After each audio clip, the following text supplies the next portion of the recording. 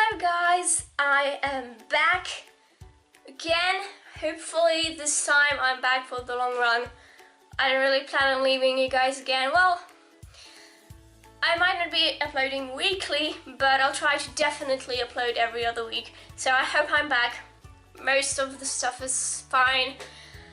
Well, I've got some exams at uni left, but I think I should have enough time to film something and record something and put it up once every 2 weeks or something, so no problem. Forgive me for looking like a junky potato again, but I am literally going to work after finishing all this stuff, and I work with children, so although I don't think kids would really mind, the parents would, so I have to look like a dry addict, because apparently that works better for getting a job with kids than being goth. Anyway, so I decided that for the first video of the year I'll do a book review. If you don't like book reviews, if this is not what you're into, don't worry, next week we'll be back with something else, but each year I participate in the Goodreads challenge, and each year I try to read as many books as possible. This year I've read 37, and in 2019 I'll hope to read 40. And so I chose 6 of my favorite books, and I'm going to share them with you and give a super quick review. Yeah, so without further ado, welcome to my favorite 6 books that I've read in 2018. First up, I'm gonna start with Terry Pratchett because obviously, he's a fucking master. I mean, he was. Rest in peace, Sir Terry Pratchett. So, I've read a couple of his books this year because he's my favorite author, so when I one day finish reading all of his books, I'll probably start reading them over again. So, the first book I would like to share with you is I Shall Wear Midnight. It's from the Tiffany Aching series. So basically, if you don't know Terry Pratchett or you don't know the Discworld or Tiffany Aching, very shortly, Terry Pratchett writes about Discworld, which is basically a world not so similar to ours. It's got magic, and it's something between our world and Tolkien's world, really. And it's supposed to parody our world, our universe, the way that everything works. Tiffany Aching is a young witch. When I say young, she's like 15, I think, in this part, so to me she's a child. Never mind. So Tiffany is a young witch, and witches in Discworld are not like witches that we kind of imagine, throwing spells and shit. They do throw spells, but the spells are more like psychology and placebo effect, and they're more like wise women than witches. So witches take care of people and, help with births, with pain, with illnesses, all that shit. So Tiffany is doing her work, being a witch, trying the best she can, and in this book there is some ancient, well, not really ancient evil, but there's some ancient ghost guy who is filled with evil and hatred towards witches. He absolutely bloody hates them, and he's kind of awakened, he wants to destroy them, and she has to fight him because it's kind of her fault that he awoke in the first place. But I want to tell you why I really enjoy this book. And the reason for that is because it's the same way I enjoy Terry Pratchett's book in general. Terry Pratchett has a way of writing, especially about negative situations, in a way that doesn't really get to you. And I really appreciate that because I am easily triggered with certain topics, and I cannot read about certain topics for reasons which I will not get into because I don't really want my private life on the internet that much, but I just can't read about certain topics, and so I am really grateful that I can read about them in Pratchett's books because the way he describes them doesn't really get to you. So when you read Neil Gaiman, and for instance there's a sexual abuse scene, he's going to write it in such an awful, yucky way that you'll just want to gouge your eyes out and puke your stomach out, and you're just gonna feel sick from reading it. But when you read Terry Pratchett, so spoiler alert, in this book, it happens very early on in the book. If you don't want a spoiler, I'll put somewhere here, I'll put the number where the spoiler ends. Anyway, so in this book, what happens at the beginning is that Tiffany is called to a young girl who's 13, and she's had sex with her boyfriend, and she's gotten pregnant, and her drunkard father didn't like that, and so he beat her so hard that she lost the baby. So from my perspective, that is something very cruel, and I think from most people's perspective, when a 13-year-old gets pregnant, her father beats her so much she loses the baby, because that's how hard he beat her. Like, that shit is nasty. But Pratchett wrote about it in a way that I wouldn't say it's nice to read about, because it's never nice to read about situations like this, but it doesn't hurt you. It doesn't make you feel gross or icky. It doesn't give you that vibe that Neil Gaiman gives you. The scene is written in such a way that it doesn't get to you, it doesn't hurt you, it doesn't repulse you, and you can read about it normally. So these are the kind of things that are tough for me to read about, but just the way he writes it, it's so gentle and kind that it doesn't bother you that much. And that's the main reason why I like this book, because this is probably one of the most brutal scenes that has happened in any of his books that I read about, and it has still been written in such a way that you can actually read it and not throw the book across the room because it's too cruel for you. And so I really, really appreciate that in Terry Pratchett's writing, and I think this was just bloody amazing. The book I'd like to share with you is The Killer You Know by S.R. Masters. And this book basically tells the story of 5 friends who, when they were teenagers, so also about the age of 15, they decided to tell each other what they were going to be when they grow up. And one of them said, hey, la la la, I'm going to be a serial killer, la la la la. And he described to them exactly how he'll kill everybody. And so this is a crime novel, and after many years, the friends meet up again, and where, surprise, surprise, the serial killer friend doesn't show up. And of course, then people start friends start to, discover, oh my god, the way he mentioned he'd murder people actually died like that, what? That's the general premise. I don't want to really get into what happens in the books that much, because first of all, I want these reviews to stay pretty short. Second of all, I don't want to spoil it for you, so if you'd like a more in detail review of these books with spoilers, let me know in the comments below. Anyway, so why I found this book good, and also bad, but also good enough to be on my top 6 list, is because it emotionally involved me more than any book I have read in the past, I don't know, few years probably, I don't know. I was so pissed by the characters, most of them. The main characters were just fucking idiots. One of the main character, the woman, was so fucking stupid. I just wanted to strangle her. Like, seriously, how effing dumb can you be? And the other male character is just fucking nasty. He's just fucking nasty, and he's so fucking nasty that I wanted to kill him too.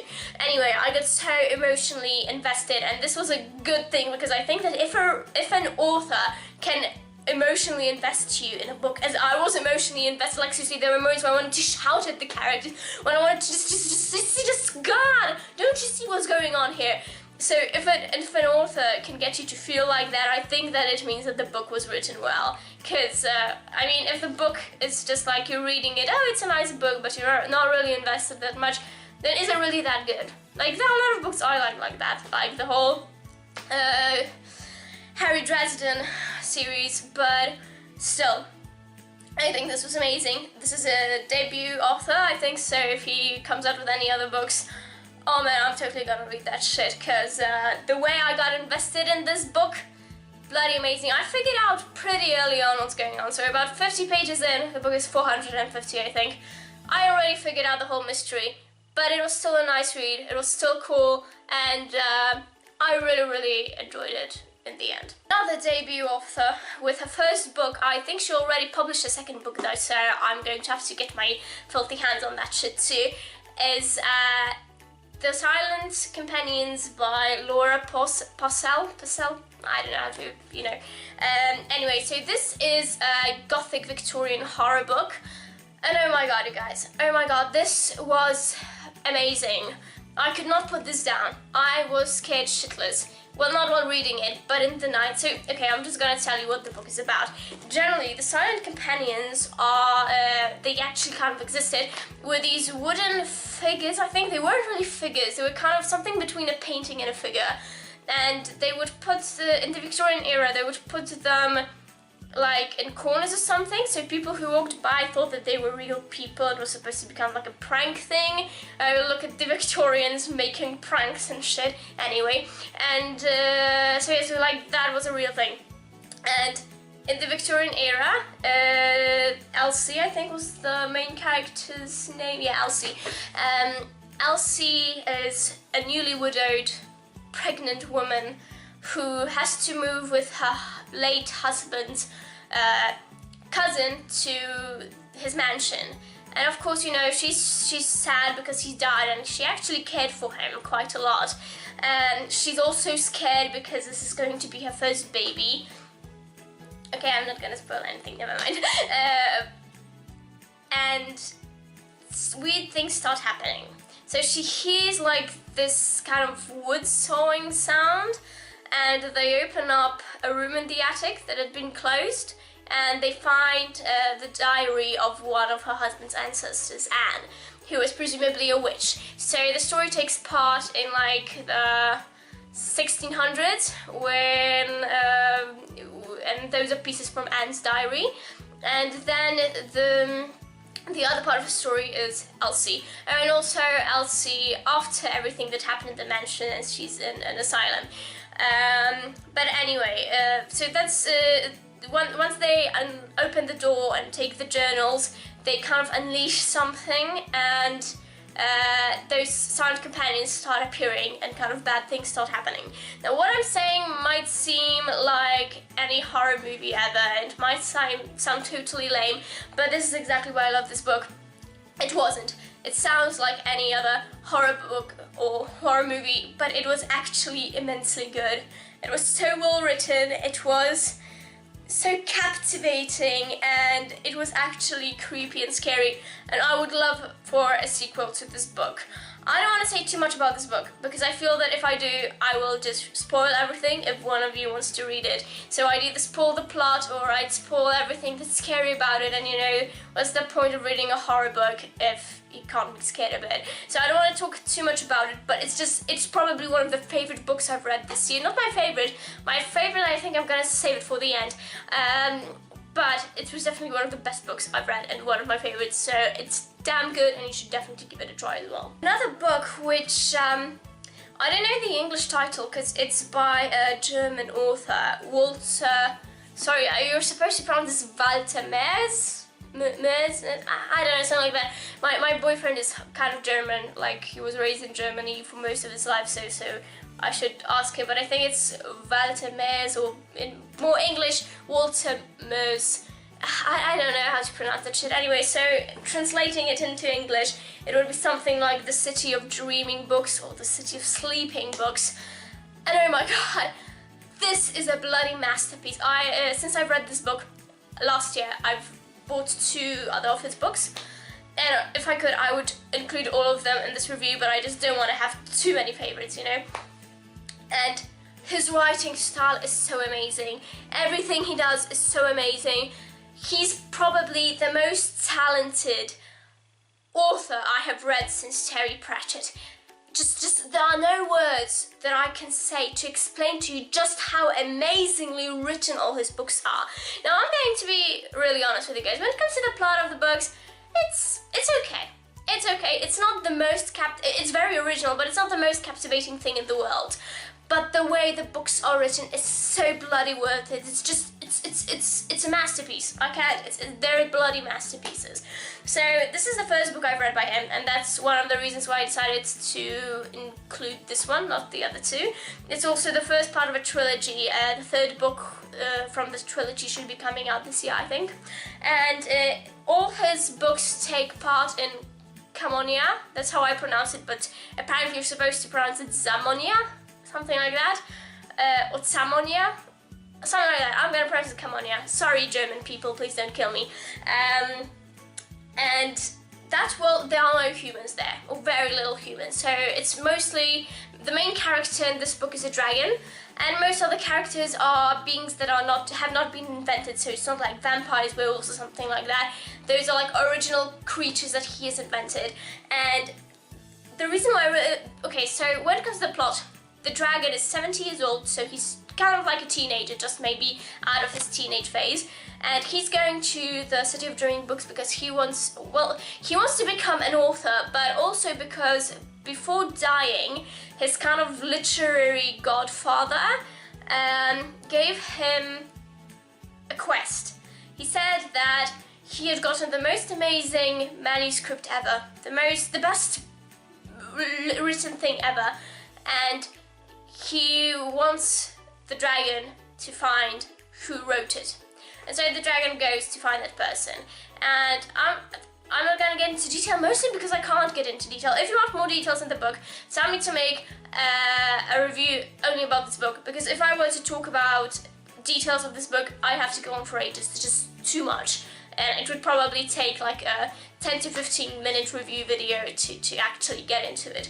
So, as I mentioned, when it comes to the plot, it's original, but it's nothing super mega captivating. What I really enjoyed though is how many things he made up.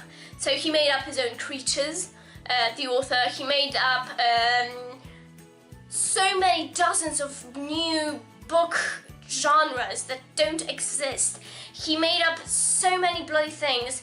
It's like Discworld, only kind of on drugs. And Discworld is already on drugs. Anyway, so this is probably one of the most original and best written books I've ever read in my life. The author is a bloody genius. This is a masterpiece. There's nothing more I can say if I'm gonna keep this shorter than 20 minutes. So let's move on to my absolute favorite book this year. We Have Always Lived in the Castle by Shirley Jackson. Now, as you may see, this is not a super long book. I would say it's actually pretty short. I think it's 150 pages. Yeah, something like that. But I don't remember enjoying a book this much. I think this may be one of my favorite books of all time, to be honest. So, generally, when it comes to the plot, We Have Always Lived in the Castle tells the story of two sisters. When 10 years ago, I think it was, or 8 years ago, something like that, everyone at the table, like their whole family, sits down and everyone suddenly dies. Because apparently the sugar was poisoned. And except for the youngest sister, who is 18 in the book, I think, and she didn't die because she was in her room. She wasn't allowed to go to dinner because she was behaving badly.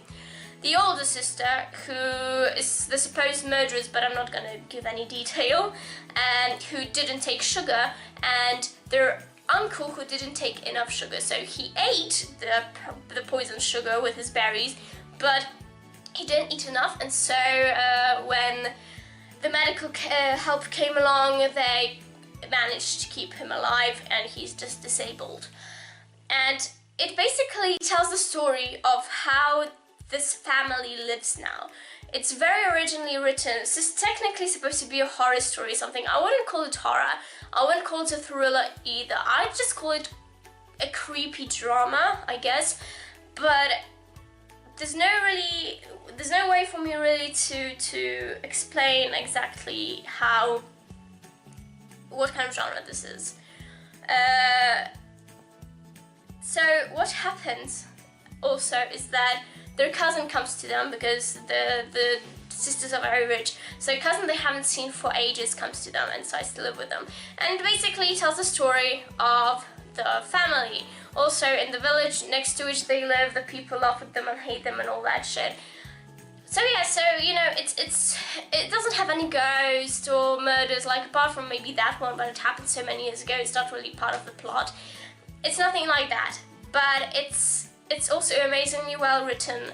It's very original, it's captivating, and it's probably one of the best books I have ever read in my life. The last book I'm going to talk about quickly, I don't have it with me, I think I lent it to my mom, and I have no idea what she's done with it. But it's basically The Black-Eyed Susan by Julia Haberlin, I don't know how to pronounce that name. And it tells the story of a girl who, when she was a teenager, had been abducted by a serial killer and left to die with other victims of his. And he didn't finish her off. And now she has to live as the survivor, the only Black-Eyed Susan that survived. The serial killer is called, I think, the Black-Eyed Susan Killer because he used to plan Black-Eyed Susans where his victims were, something like that. And so when it comes to because it's also in two timelines, one when she was a teenager and she's going to therapy and kind of coping with what has happened to her, and the other timeline is the current timeline where she is fighting to get the man that was imprisoned for those killings out of jail because she realizes that she had wrongly accused him and it wasn't him. This book, it may not be the best book in the world, it's not the best written, but it was very captivating to me, and it's the book that has taught me that I actually love the final girl genre. I love it, and for that I think it deserves a place, because I read that book in like 2 freaking days during school time. So I just came back home instead of learning or doing anything. I just sat with the book in my face and I couldn't stop reading. I needed to know who the killer was, I needed to know how it would end, whether the guy wrongly accused will get out of jail. Also, a lot of the things in the book are based on facts. So like the serial killer didn't exist, none of the characters really existed, but they are based on real characters, and the author actually went to a convict that was wrongly accused and talked to him what it was like and all that shit. So that's a really cool thing in the book as well, that what you're reading is actually a little bit based in the truth. I think that's really great. This is kind of like a +1 book, because out of all of the ones I've read today, this one probably was my least favorite, but it was still good enough, and I still think it deserves a place in here. So thank you. That is all. I just wanted to make a comeback video. Next week we're starting back with rants and other shit. No, just kidding. I'm not starting off the new year with a rant. No, just like informational videos, makeup-wise, and otherwise, all that shit. So I hope you enjoyed this. I hope you'll stay with me. I've gained some new subscribers. Thank you. Welcome. I am Vicky. I'm goth. Today I'm just a junkie. I'm just kidding. I'm not a junkie. I just look like one. So thank you for watching. Comment something nice. I've missed you guys. I'm glad I'm back. Pat on the shoulder. Good Vicky. You did it. And subscribe to my potato face. Show potato. And I hope to see you next week. Bye bye.